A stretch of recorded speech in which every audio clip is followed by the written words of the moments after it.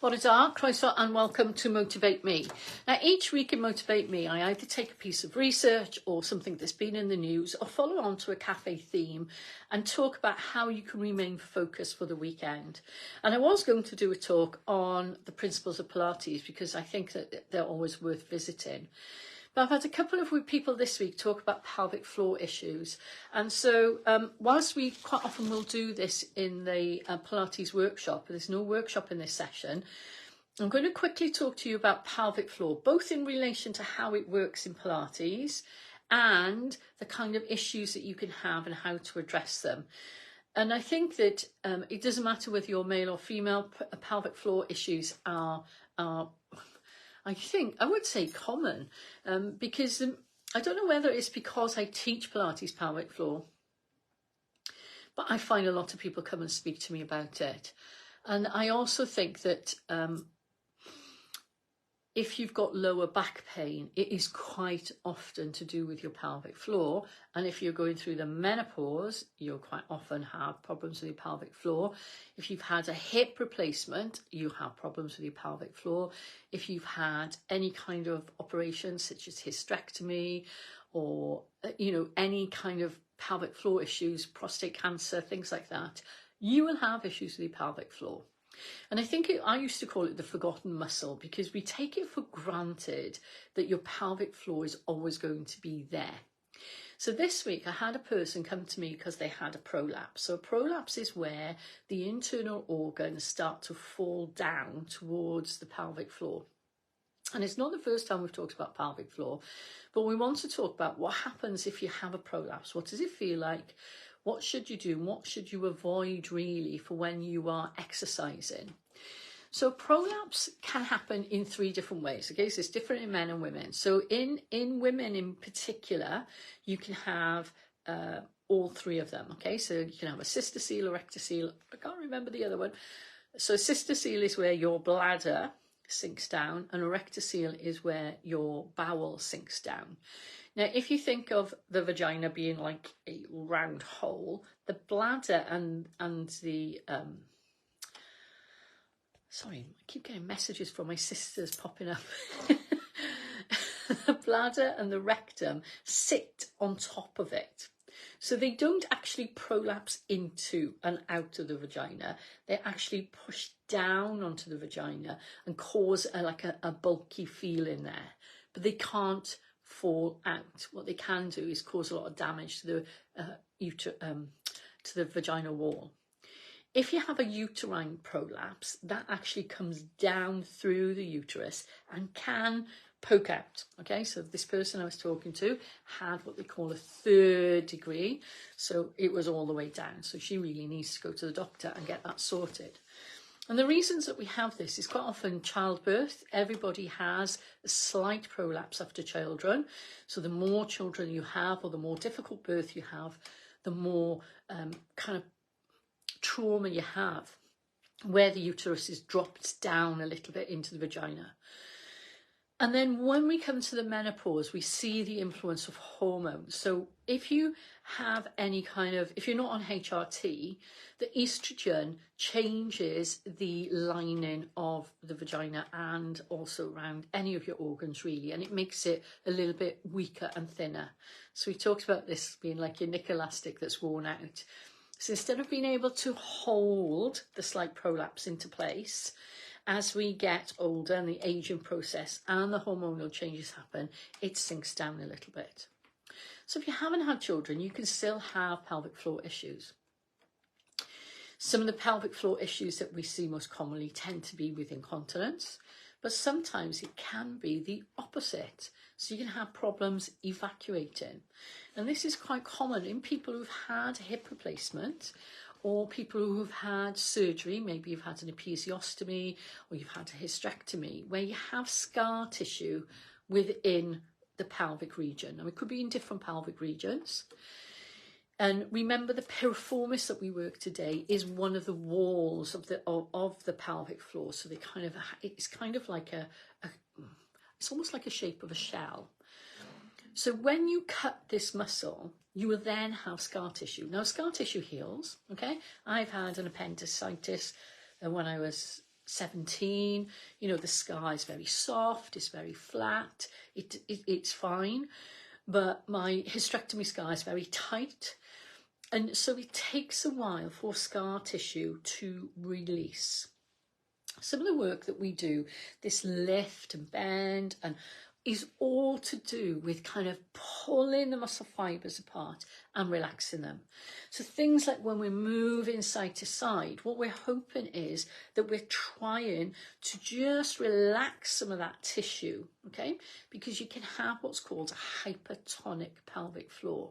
And that is where the pelvic floor is in a state of contraction, usually around the area of the scar tissue. So think about the scar tissue, you know, like when you burn your hand and you get a line and it kind of puckers up. So it's that kind of scar tissue.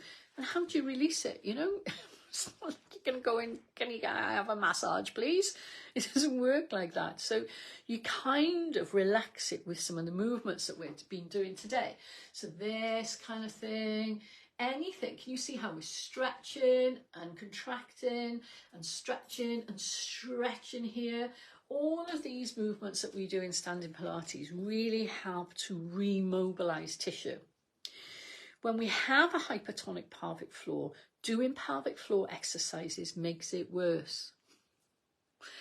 So see, people come to me and they go like, I've got pelvic floor issue. So unless I find out what type it is, I can actually make it worse. So people who've got hypertonic pelvic floor, if you do lots of pelvic floor contractions, you can sometimes cause more pain into that muscle that's over tight. The pelvic floor itself is about 5 or 6 different muscles that work together. But the main one connects to your coccyx. And that's the one you really want to focus on when you're doing your work in Pilates. Because when you can work your pelvic floor, regardless whether you've had pelvic floor issues, whether it's hypertonic or it's loose, or you have, you know, nothing wrong with it, this is key to helping your Pilates improve. And I got my water bottle ready. So if you think of the whole unit of your body being like this, so this part is the diaphragm underneath your rib cage. This part is your pelvic floor, and these are the abdominal muscles and spinal muscles that compress together. So when we go breathe in, this area and your pelvic floor stretches. So again, if you've got scar tissue, that breath in, you want to feel your coccyx and your pelvis widening a little bit. And then on the out breath, this tightens, and this tightens around. And then that stabilizes. If you think of my straw being in the middle as the spine, this then stabilizes the spine. If you don't contract your pelvic floor in Pilates, this bit contracts, this bit contracts. And if this is not contracted and I'm squeezing here, what happens is you get increased pressure downwards through your pelvic floor. Now, if you already have a slight prolapse, you really do not want to be doing that.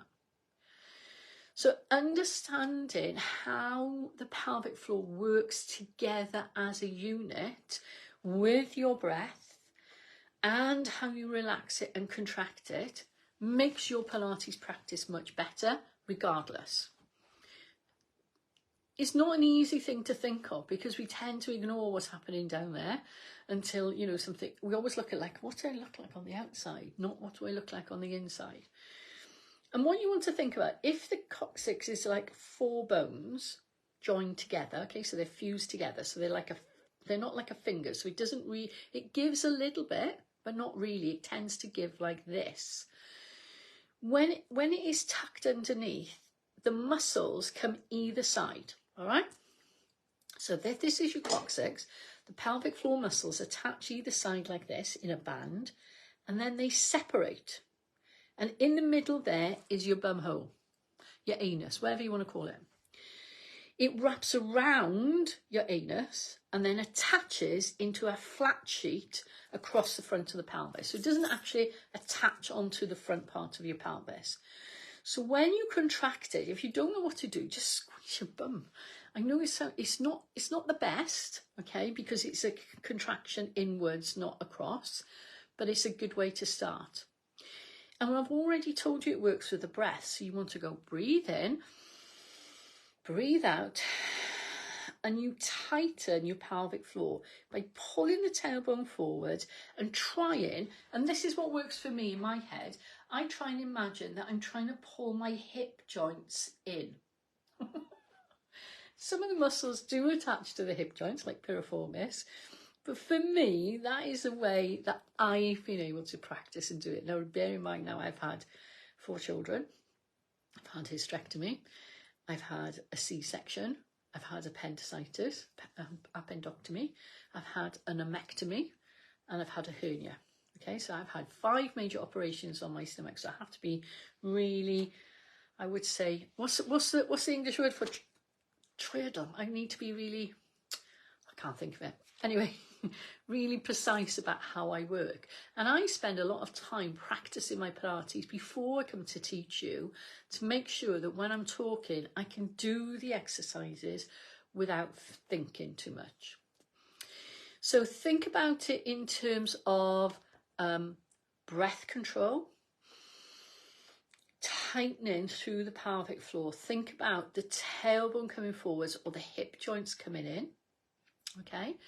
And then think to hold that for 5 seconds. Now, what happens when you start to contract the pelvic floor, you can sometimes feel it working and then it switches off, okay? That's how it's supposed to work. So like if you cough or sneeze, it works and then it relaxes because you don't want it tense all the time, okay? It's not good to be tense all the time. But if you have a prolapse, when you do that tense, if you take an extra breath in, you kind of vacuum pack and suck everything up a little bit that holds it into position so you can then do work.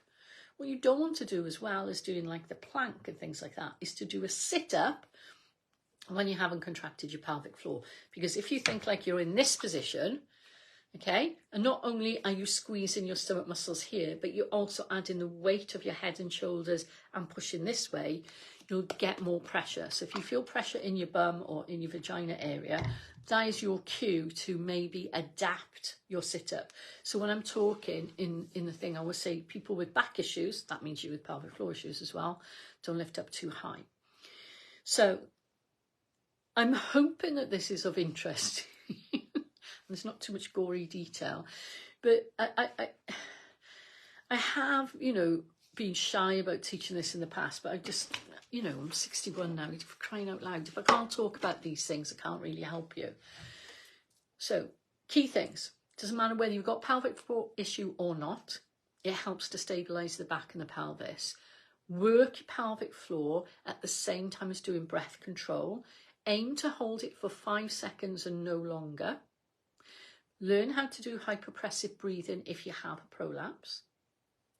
If you have prostate cancer and you've had prostate operation or you've had a hip operation, be aware that you will have pelvic floor issues, but the muscle will recover. It's only like this because of the scar tissue. So think about the stretch and release to ease around the scar tissue as well as strengthen the muscles.